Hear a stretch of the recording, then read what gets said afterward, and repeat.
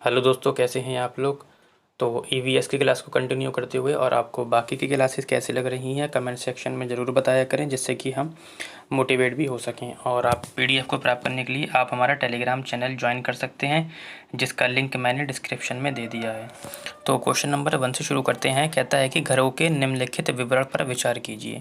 कहता है कि राजस्थान में ग्रामीण कटीली झाड़ियों की छतों के साथ मिट्टी के घरों में रहते हैं।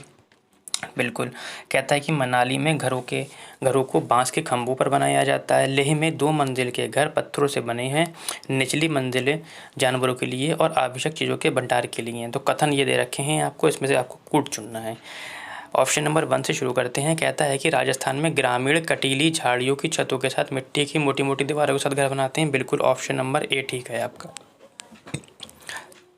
कहता है कि मनाली में घरों को बांस के खंभों पर बनाया था। तो मनाली पर नहीं बनाया जाता है, कहाँ बनाया जाता है, असम में बनाया जाता है। ठीक है, तो ऑप्शन नंबर बी गलत हो गया। तो बी जिसमें भी है वो काट दो आप।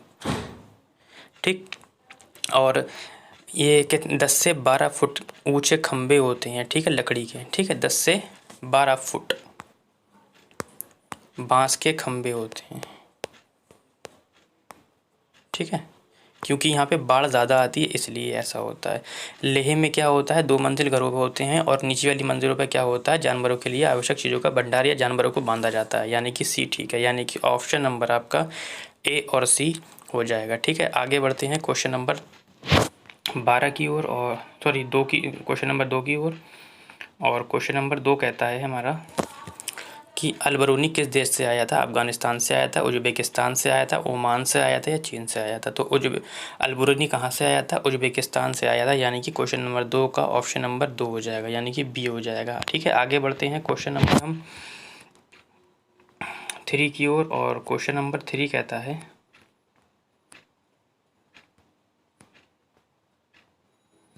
ठीक, पूरा क्वेश्चन आ गया आपका। कह रहा है कि TX2 जो लक्ष्य है 2022 का तक विश्व में जंगली डैश की संख्या को दुगनी करने के लिए एक विश्वव्यापी प्रतिबद्धता है। तो किसके लिए है ये बेटा, बाघों के लिए है। ठीक है, अच्छा, एक क्वेश्चन सीटेट में ये बनता है आपका कि बाघ जो होते हैं मनुष्य की तुलना में कितने गुना ज़्यादा देखते हैं। तो ये क्वेश्चन मैं आपको बता देता हूँ। बाघ के पैर कितने होते हैं, आज के बाद आप कभी नहीं भूलोगे। ठीक है, बाघ के पैर कितने होते हैं और आंखें कितनी होती हैं। ठीक है, बस यहीं से आपको याद हो जाएगा कि मनुष्य की तुलना में कितना। बच्चे कन्फ्यूज़न रहते हैं कि सर चील गिद्ध कितने गुना देखते हैं और बाघ कितने गुना देखते हैं। तो आज से आपके बात कभी नहीं बोलेंगे। ठीक है, तो बाघ के पैर कितने होते हैं, 4 होते हैं, प्लस आंखें कितनी होती हैं, 2, यानी कि 4 और 2 6। तो मनुष्य की तुलना में कितना गुना देखते हैं, 6 गुना देखते हैं। ठीक है, इसी तरीके से जो आपके गिद्ध होते हैं, चील होती है, बाज होते हैं। ठीक है, इसी तरीके से इनके पैर कितने होते हैं, इनके पैर होते हैं 2, इनकी आंखें कितनी होती हैं, 2, यानी कि 2 और 2 4, यानी कि ये मनुष्य की तुलना में कितने गुना देखते हैं, 4 गुना देखते हैं। ठीक है, तो आज के बाद आप लोग कभी भी कन्फ्यूज़न नहीं होगा कि बाघ मनुष्य की तुलना में कितने गुना देखता है और चील गिद्ध बाज कितने गुना देखता है। तो देखो, बाघ के 4 पैर होते हैं, 2 आंखें होती हैं, 4 और 2 6, 6 गुना देखते हैं। गिद्ध के 2 पैर, 2 आंखें होती हैं, इसलिए 2 और 2 4, 4 गुना देखते हैं। फिलहाल हमारा आंसर क्या हो जाएगा, 3 हो जाएगा, बाघ। आगे बढ़ते हैं क्वेश्चन नंबर 4 की ओर। कहता है कि स्वपोषी या उत्पादक खाद्य श्रृंखला को किस उष्णकटिबंधीय स्तर पर मौजूद है। कह रहा है कि प्रथम, द्वितीय, तृतीय और चतुर्थ। देखो, स्वपोषी जो अपने भोजन का निर्माण स्वयं करते हैं, है ना, जिसमें कि क्या ज़्यादा वनस्पति जगत आ जाता है। लेकिन प्रथम जगत में बेटा वैसे तो इसमें इसके हिसाब से तो आंसर नहीं है, लेकिन अब जब ऑप्शन में ही नहीं है तो एक आंसर तो लेना ही पड़ेगा। वैसे तो प्रथम जो उपभोक्ता होते हैं वो शाकाहारी होते हैं आपके। द्वितीय में कौन से आ जाते हैं, मांसाहारी आ जाते हैं। तृतीय में कौन आ जाते हैं, सर्वाहारी आ जाते हैं। ठीक है, वैसे तो ये सीक्वेंस है लगा हुआ, लेकिन इसके हिसाब से हमारे पास तो कोई आंसर मिल ही नहीं रहा है ऑप्शन में, तो हम आंसर को कौन सा ले लेंगे, प्रथम ले लेंगे। फिलहाल ये आंसर है ही नहीं। ठीक है, आगे बढ़ते हैं क्वेश्चन नंबर। कहता है कि भारत के राष्ट्रीय फूल का वैज्ञानिक नाम क्या है। कह रहा है हेलियंस एमूस है, टेजेट्स स्पीसीज है, नील बियन नियूसिफेरा है, मिसोसा पुडिका है। तो जो राष्ट्रीय फूल है उसका नाम है नील बियन नियूसिफेरा। ठीक है, आगे बढ़ते हैं क्वेश्चन नंबर 6 की ओर। और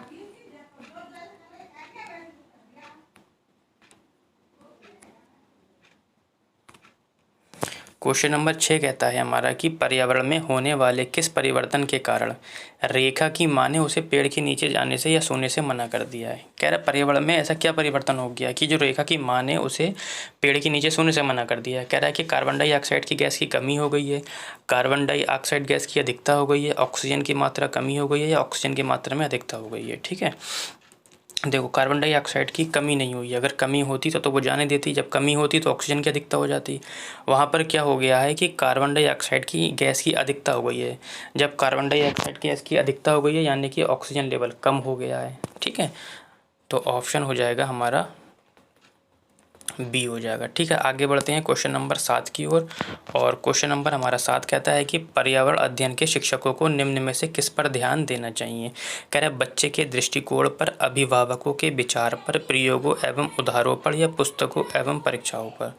ठीक है, देखो पुस्तकों और परीक्षाओं पर ध्यान नहीं देना चाहिए हमें। ठीक है, देखो अभिभावकों के विचार पर, अभिभावक पढ़ने थोड़ी ना आ रहे हैं, है ना। तो विचार कह रहे हैं, अब देखो आधे बच्चे जो हैं इसका उत्तर हमारा ए लगाएंगे, लेकिन ए हमारा उत्तर क्या है, गलत है। क्यों, बच्चे के दृष्टिकोण को क्यों नहीं। देखो अगर बच्चे के दृष्टिकोण को आप देखोगे तो ये ऑप्शन गलत क्यों होगा मैं बता दूं।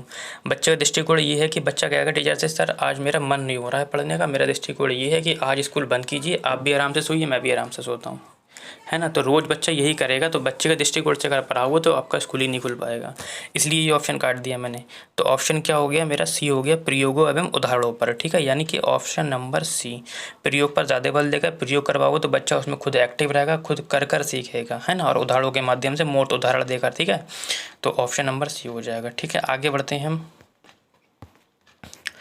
क्वेश्चन नंबर 8 की ओर। और क्वेश्चन नंबर हमारा 8 कहता है कि शराब के अत्यधिक सेवन से होने वाली बीमारी है। कह रहा है फेफड़ों का कैंसर, यकृत शोथ जिसे हम हेपेटाइटिस बोलते हैं, एड्स, मधुमेह। ठीक है, तो ऑप्शन हो जाएगा हमारा यकृत शोथ यानी कि हेपेटाइटिस बी। ठीक है, तो हमारा एड्स किससे होता है पहले तो हमें ये पता होना चाहिए। एड्स जो है हमारा विषाणु यानी कि वायरस से होता है। किससे होता है, विषाणु।